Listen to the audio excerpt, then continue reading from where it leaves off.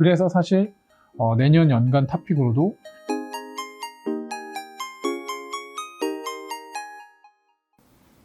안녕하세요. 네, 전기전자 및 반도체 담당 김노코입니다.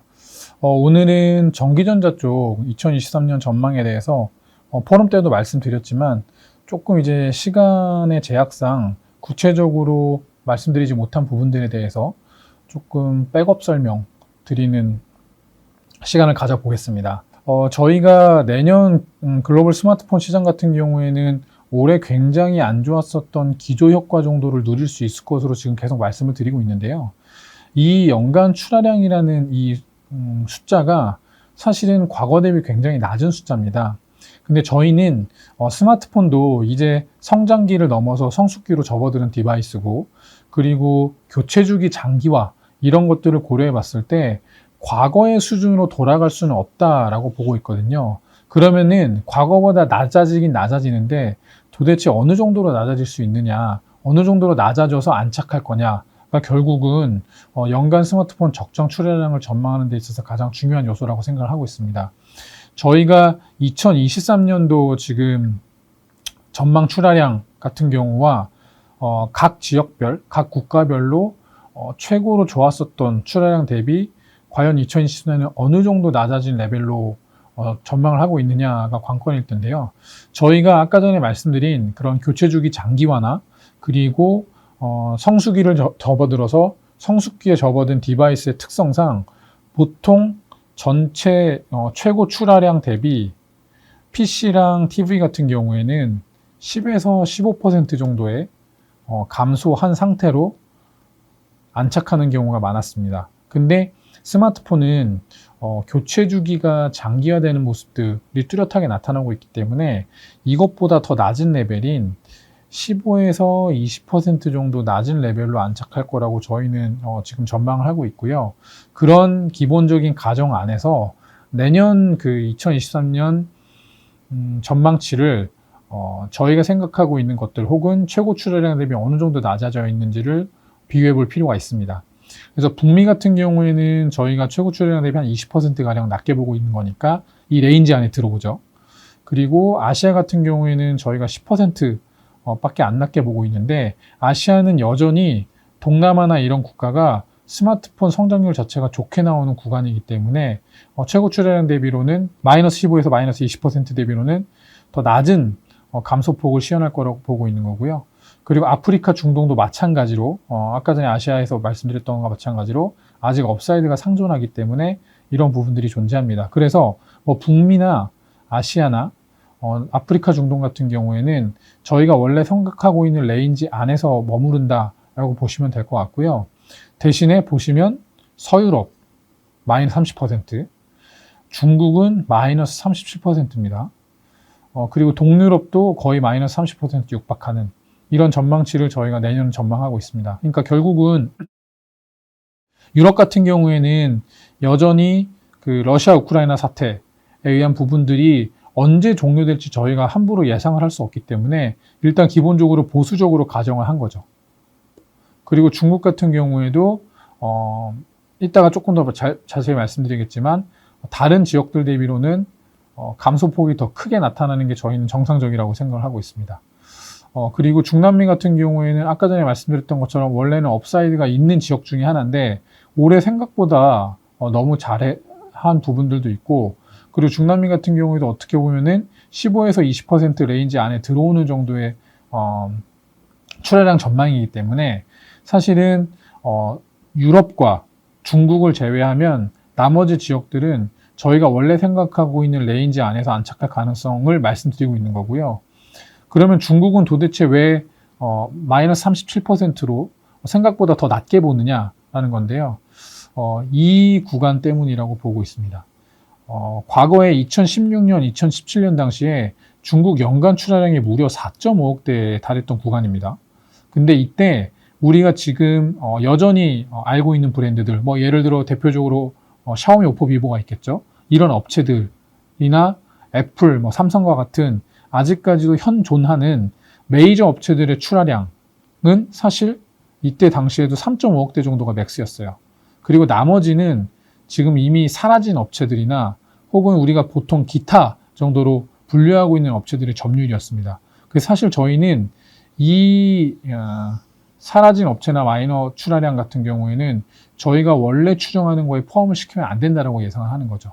그리고 이 3.5억대 레벨에서 지금 보시면은 대략 2억대 후반, 거의 3억대에 준하는 수준으로 이제 출하량이 내려온다라고 보는 건데, 이거는 아까 전에 말씀드린 기본적으로 15%에서 20% 정도는 원래 내려와서 안착한다라고 본 숫자와 똑같은 숫자인 겁니다. 그러니까 결국 중국이 최고 출하량 대비 유독 37%로 낙폭이 크게 보였던 이유는 제가 사라진 업체나 마이너 출하량을 적정 출하량에 포함시키지 않았기 때문이라고 보시면 되고요.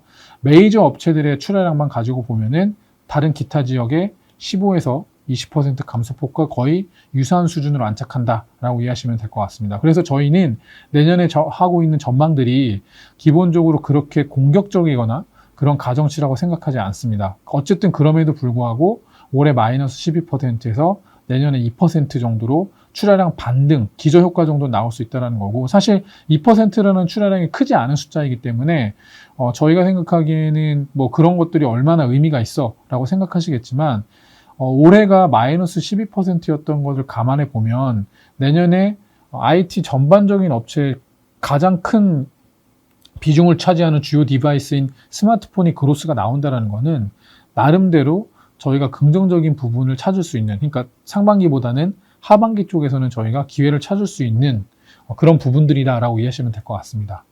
그리고 애플 쪽에 대한 부분들을 좀 말씀드리고 싶은데요. 애플이 지난 몇 년간 굉장히 잘했습니다.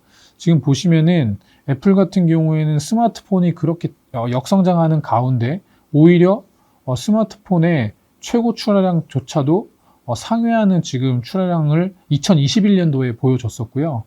점유율 또한 17%로 역대 최고 점유율까지 올라와 있습니다.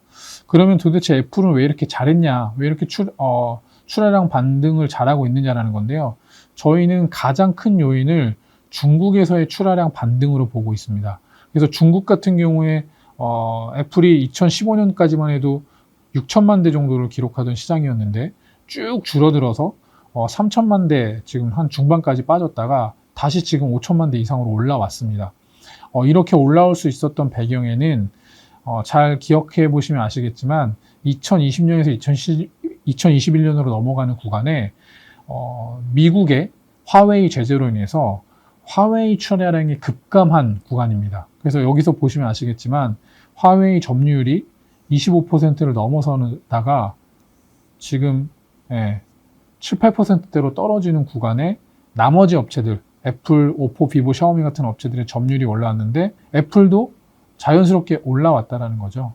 그래서 2021년만 놓고 보시면은요, 화웨이가 전년 대비 무려 6천만 대 이상, 7천만 대에 준하는 출하량 감소가 있었고, 이 출하량 감소분을 이 4개 업체가 각각 가져갔다고 보시면 될 것 같고, 애플도 여기서 한 1,500에서 1,600만 대 정도의 출하량 증가가 있었기 때문에 연간 2억에서 2.2억대 정도 사이를 하는 회사가 1,500, 1,600만 대를 연간으로 새롭게 애드시켰다는 것은 굉장히 큰 요인이었죠. 그래서 애플이 지난 수년간 굉장히 잘해왔고요. 대신에 이제는 화웨이 같은 경우에는 이제 물량이 줄어들 만큼 줄어들기 때문에 우리가 추가적으로 여기서 출하량을 증가한다고 보기에는 어렵겠죠. 그러면 앞으로 애플 같은 경우에는 어떻게 전개될 거냐라는 건데, 저희는 ASP에 주목하고 있습니다. 애플의 ASP는 지금 2018년, 2019년 대비 지금 2021년, 2022년에 눈에 띄게 레벨업된 모습들이 확인이 되고 있고요. 애플은 확실하게 고급화 전략을 통해서 ASP로 올려가는 전략들이 진행되고 있습니다. 여기서도 보시면 아시는데요. 지금 애플의 출하량 전망과 매출액 전망인데요. 출하량 같은 경우에는 앞서 말씀드렸던 것처럼 2020년에서 2021년에 유의미하게 한번 반등이 나온 이후에 지금 어떻게 보면 정체 구간 및 소폭 감소하는 구간으로 진입했거든요. 근데 매출액 같은 경우에는 여전히 잘 증가하고 있습니다. 앞서 말씀드린 ASP 상승 효과다라고 보시면 되고요. ASP 상승 효과에는 뭐 여러 가지들이 있겠지만 저희가 보기에는 프로덕트 믹스 개선 효과가 상당 부분 클 거라고 보여지고 있습니다. 플러스 이제 128기가나 256기가 혹은 이제 512기가 같이 낸드 용량이 올라가면 올라갈수록 가격이 높아지는 구간이기 때문에 아무래도 기존 대비 카메라나 이런 성능이 좋아지면서 사진이나 동영상이 하나씩 차지하는 그런 용량들이 커지면서 이러한 니즈들도 커진 것들이 분명히 있어요. 그래서 그런 부분들과 플러스 믹스 개선으로 인한 ASP 상승이 일어나고 있는 구간이고요. 특히 아이폰 14 같은 경우에는 저희가 프로 맥스와 프로의 비중이 과거 그 어느 때보다도 높을 것으로 보여집니다. 10이나 13보다도 지금 14가 높아질 거라고 보고 있고 저희는 지금 60% 정도 예상하고 있는데요. 당장 나온 2개월 정도의 9월과 10월 데이터로만 보면은 지금 70% 정도에 육박하기 때문에 저희가 추정하는 것 대비 위에 있으면 위에 있지 아래에 있을 가능성은 낮습니다. 그래서 이러한 연유로 인해서 애플의 ASP는 저희가 예상하는 것보다 더 위에 있을 거고요. 저희가 추천드리고 있는 LG 이노텍 같은 업체들도 사실 이 애플의 ASP와 연동된다고 보시면 돼요. 왜냐하면 LG 이노텍이 공급하는 카메라 모듈이나 이런 것들이 주로 프로 맥스와 프로에 많이 노출되어 있습니다. 그래서 저희는 이 모델들이 잘 팔리면 잘 팔릴수록 LG 이노텍의 숫자가 좋아지거든요. 그런데 그런 부분들을 보면은 출하량 때문에 최근에 주가나 이런 것들이 흔들리는 모습들을 보이는데 저희는 출하량에 주목하는 게 아니라 매출액, ASP, 믹스에 개선을 해야 된다, 집중을 해야 된다라는 거죠. 그래서 이러한 부분들을 고려해 봤을 때 애플 서플라이 체인, 그 중에서도 애플 서플라이 체인 내에서 고급 모델을 공급할 수 있는 업체들에 대해서는 지속 관심이 필요하다라고 저희는 보고 있는 거고요. 그래서 사실 내년 연간 탑픽으로도 LG 이노텍을 지속해서 말씀드리고 있는 겁니다. 저희가 아이폰 14 관련된 부분들 때문에 여러 가지 노이즈들도 많고 생산량 감소들이 있을 수 있다. 프로 같은 경우에도 지금 생산량이 줄어들 거다. 이런 얘기들이 들리는데 그런 노이즈들 속에서도 저희가 LG 이노텍을 지속해서 2023년에도 추천드리는 이유는요. 2023년에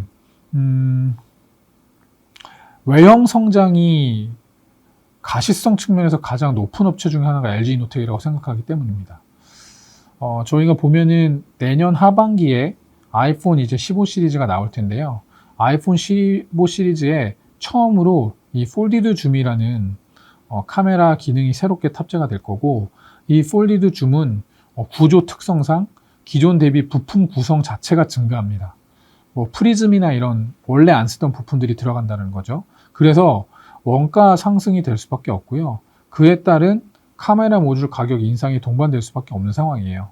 그래서 내년에 출하량이나 이런 것들에 대한 부분들이 굉장히 불확실성이 높고 저희가 아무리 스마트폰 2% 정도의 기저효과 있을 거라고 말씀드려도 잘 안 받아들여지는 분위기거든요. 근데 그렇게 출하량에 대한 걱정들을 하시는 와중에도 LG 이노텍 같은 업체들은 가격의 상승에 따른 세일즈가 전년 대비 증가할 가능성이 높은 업체 중에 하나라는 거죠. 그래서 아이폰 14만 너무 이렇게 보시지 마시고 내년 연간으로 봤을 때 탑라인이 증가할 수 있는 업체다라는 측면에서 LG 이노텍을 접근해보자 라고 저희가 말씀을 드리고 있는 겁니다. 그리고 이제 또 하나는 내년에 시장이 녹록치 않은, 수요가 녹록치 않은 상황에서 앞서 말씀드린 것처럼 모든 업체들의 매출액이나 이런 것들이 지금 불안정한 상황이거든요. 그럼 그런 불안정한 상황에서 비용을 확실하게 줄일 수 있는 업체들에게 주목할 필요도 있다고 생각하고 있습니다. 저희는 LG전자가 비용을 확실하게 줄일 수 있는 업체 중에 하나다라고 생각을 하고 있는 거고요. LG전자의 본업인 가전과 TV 같은 경우에 수요 불확실성이 여전히 내년에도 높기 때문에 외형 성장에 대한 부담감은 상존한다라고 생각하고 있습니다. 근데 올해 2022년도 같은 경우가 전년 대비 운반비가 굉장히 과도하게 증가해 있는 상황이에요. 지금 저희가 추정하는 거는 2022년 운반비가 전년 대비 1조 원 내외 증가했을 것으로 추정이 되고요. 이 1조 원 내외라는 증가한 이유는 작년 연말에 중국 및 상하이 운임지수가 워낙에 높았었던 구간에 올해 연간으로 계약을 맺었기 때문입니다. 그래서 지금 중국 및 상하이 운임지수가 어떻냐라고 라고 보면은 작년 연말 대비 중국 컨테이너 지수 같은 경우에 51%, 상하이 컨테이너 지수 같은 경우에 74% 하락한 상황입니다. 그리고 2020년 연말이랑 비교해 볼 필요가 있죠. 왜냐하면 2020년 연말의 운임 지수가 작년 2021년에 운반비를 의미하는 것일 테니까요. 근데 그런 것들이랑 비교해 봐도 지금 각각 0.4%, 53% 낮은 수준입니다. 그렇다는 얘기는 LG전자의 운송비는 2022년이 아니라 2021년 수준으로 돌아갈 가능성이 매우 높다라는 얘기죠. 바꿔 말씀드리면 매출액에 의한 이런 비용 감소 효과가 업다운은 있겠지만 적어도 절대 금액 자체가 1조 원 내외 정도 감소될 가능성이 상존한다라는 거죠. 그래서 이런 점들을 고려해 봤을 때 저희는 LG전자의 감익 가능성은 매우 낮지 않을까라고 예상을 하고 있는 거고요. 올해 일회성 이익이 있었기 때문에 내년 전사적으로는 감익으로 보이지만 일회성 이익 9천억 제외하면 지금 이게 3.1조거든요. 그러면 3.8조, 3.9조 정도면 이제 증익하는 방향성으로 저희는 보고 있는 거죠. 그래서 이제 그런 부분들을 저희는 좀 염두에 두고 있고, 그리고 마지막으로 LG전자가 저희가 이제 LG이노텍과 더불어 탑픽이기 때문에 추가적으로 조금 좋게 보는 포인트들을 말씀드리면 VS 사업부에 가치 반영이 조금 필요한 거 아닌가라는 생각을 하고 있습니다. VS 사업부 내에서도 전기차 관련된 모터랑 인버터를 주로 공급하고 있는 마그나 JV의 수주 속도가 심상치가 않습니다. 올해 연초에 VS 사업부 연말 수주 잔고 목표치가 65조였는데요. 지금 3분기 실적 발표 끝난 시점에서는 80조 초반으로 상향되었습니다. 물론 연초 대비 환율이 15% 정도 증가했기 때문에 65조가 환율 효과로만 봐도 75조 정도는 될 거예요. 근데 어찌됐건 75조 대비로 봤을 때도 저희가 생각하는 것보다 지금 수주 잔고 목표가 올라간 거고요. 신규 수주 물량이 주로 마그나 JV 쪽에서 많이 늘어난 것으로 보고 있습니다. 지금 전기차, 특히 미국 전기차 쪽이 가파르게 올라오고 있는 상황인데 그러한 수혜가 현실화되고 있다라고 보이는 거고, 이건 지금 당장이 아니라 2년, 3년, 4년 후를 매출액을 지금 의미하는 거기 때문에 중장기적으로 봤을 때 외형 성장 가시성이 굉장히 높은 이런 전기차량 실적이 LG전자의 실적에 점차 확대될 것을 감안해 보면 지금 LG전자의 밸류에이션 0.8배 정도가 과연 VS 사업부 가치를 온전히 반영하고 있을까에 대한 고민들이 필요하다는 거죠.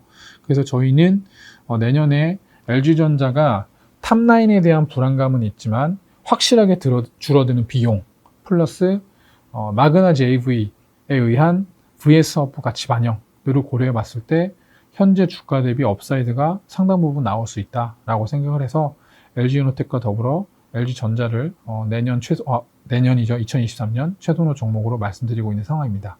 네, 이상으로 저희가 내년에 대한 전망을 조금 더 구체적인 부분들을 설명해 드리면서 말씀드렸었고요.